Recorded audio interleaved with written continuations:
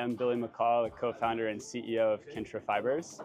Kintra Fibers is a material science company, and we're creating synthetic yarns that are 100% bio-based and compostable. And we're selling our products for commercial fashion, consumer fashion rather, and most of the textile industry at large.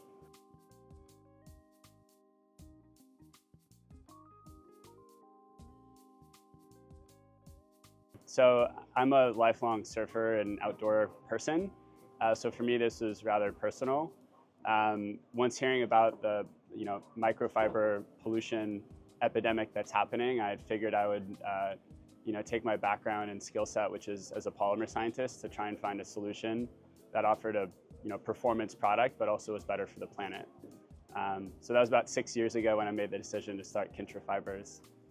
And yeah, today we're making lots more material and making fabrics for a lot of really awesome fashion partners.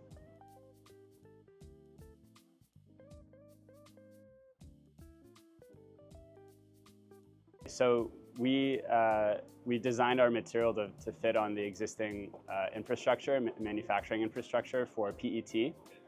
So that decision helps us scale rapidly. We don't have to build any new infrastructure to create our material at any scale. And it allows us to focus really on the performance and where we source our raw materials from, because ultimately that's the biggest driver of impact with regard to the environment. And also how you design your material for the end of life is equally as important.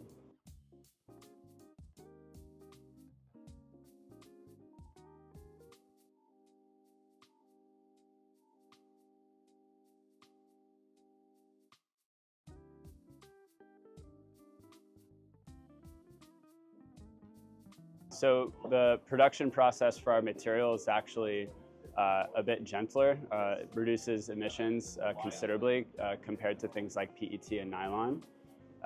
We also have designed our material with the end of life in mind from the beginning. So before I even stepped in lab, it was a lot of thinking about how do we have a material that could be potentially recycled. So having a polyester, we fit to the typical chemical recycling schemes that people are coming up with for things like PET. We've also designed the material to be compostable.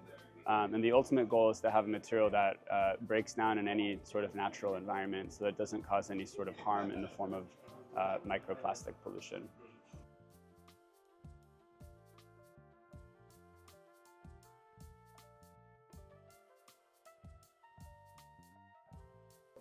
Yeah, so anything in the material space is usually going to be very capital intensive and take quite a bit of time for it to be adopted.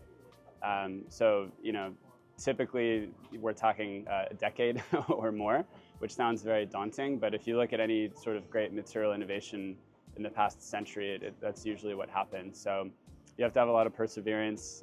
You have to make things as easy on yourself as possible, because even if you do, there's still a big challenge of, again, gaining a wider market adoption. Especially in fashion, we work in a very price sensitive area. So also, you need to think about, in your most successful time, is your material going to be close to price parity with something that you're displacing? So that would be my advice.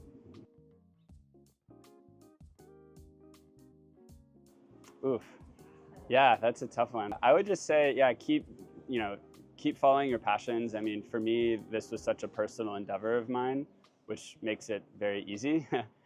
It's not without challenges, but when you have something that you really love and won't mind spending the next decade or so working on, that's kind of what you have to use to be successful.